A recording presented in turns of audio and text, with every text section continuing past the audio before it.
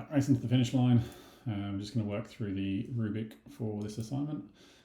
First one is making sure that we are using environment variables to connect to our database. There we go, is our Mongo URI, which connects to our school management database, which is here. All right, second is that we have at least two collections that have a put and delete. So my contribution this week was the classes endpoints. So I'll run through those quickly, including the put and delete. We can retrieve all classes. There we go. If I grab one of the IDs here, I'm just going to grab this bottom one because it doesn't currently have a teacher assigned to it.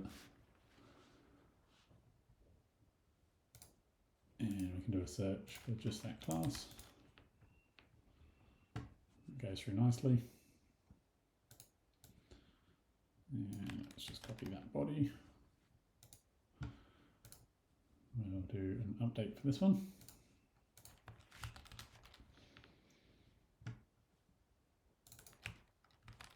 Move the ID into the ID field and remove it from the body.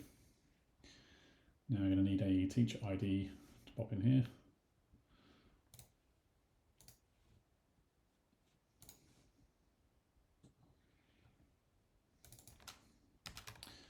I'm going to grab this one for Johnny Doe.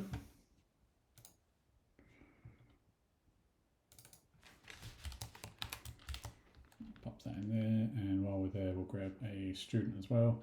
Now, I don't have the student endpoints done yet, so we'll grab that manually.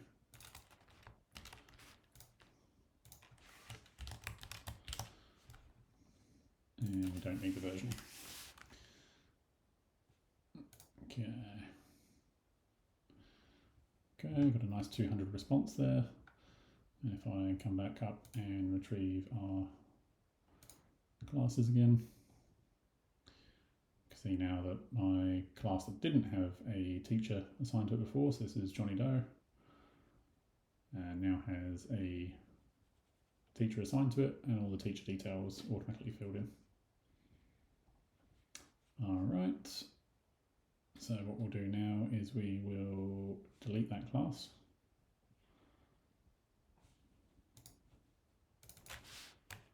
So we'll pop the class ID into delete.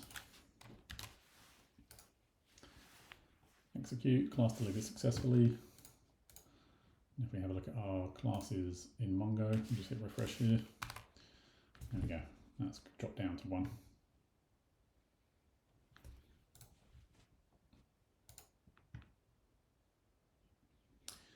All right, my second contribution for the week was actually getting the the Swagger AutoGen to work. So managed to get all of the endpoints working here. Just as a test, we will go, you've seen the get all teachers working already. We can create a new teacher.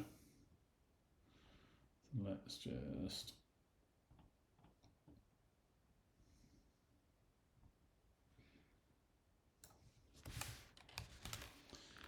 copy a body there. And we'll go try it out. This teacher's going to live next door to our current teacher. We'll let Mongo ID take care of the user ID. This user ID will need to retrieve from our list of users. All right, so we're going to use James Gallagher.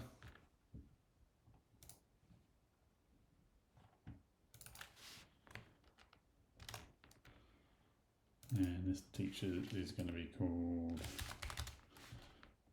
Brian Smedley. His email is brian.smedley@gmail.com. And we'll pop him into the class. Let's have a look down here.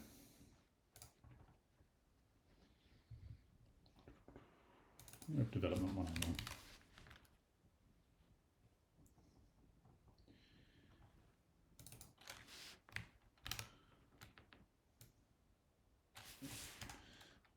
Get rid of those fields there, so we don't need them.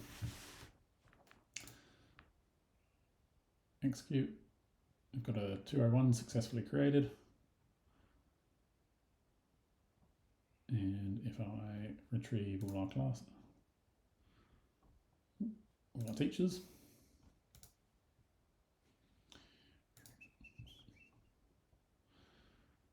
there we go, James Brian Smedley, there we go.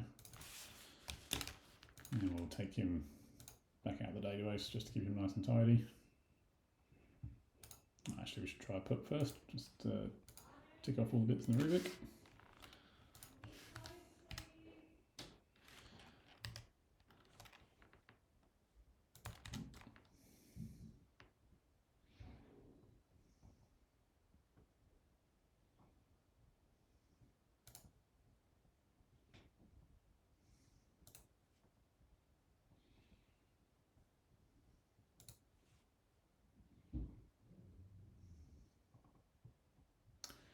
Alright, let's grab the JSON for that one.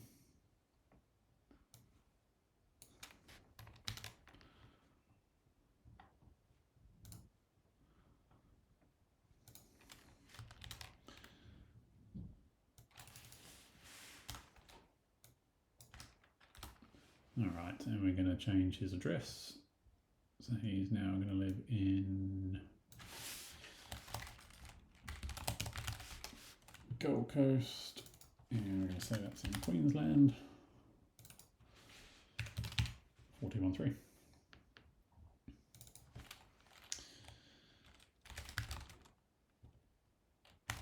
Let's just say Peak Snow Drive up the street. Alright, and we'll execute there. Oh. Take the comma off.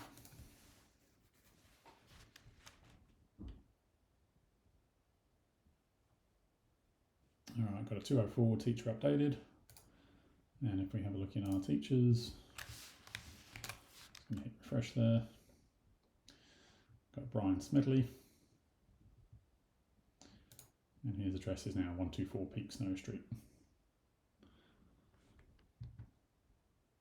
Alright, error handling. We've seen the success errors or success messages already. So if I was to change one of these to an invalid object ID, I get a bad request. Cast object failed.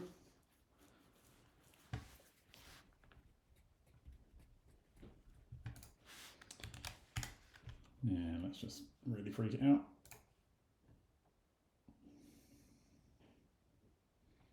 There we go, we get 400's invalid ID, so we need at least a user ID. So error handling working nicely there.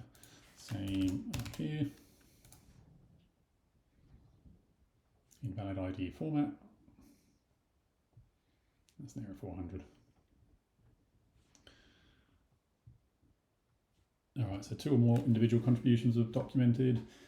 So again, my contributions for the week were the API documentation and all of the classes endpoints. That was the 2 main contributions. I've also sort of been active helping out the rest of the team with little bug fixes here and there. That's it for the week. Alright, start planning for next week. Thank you.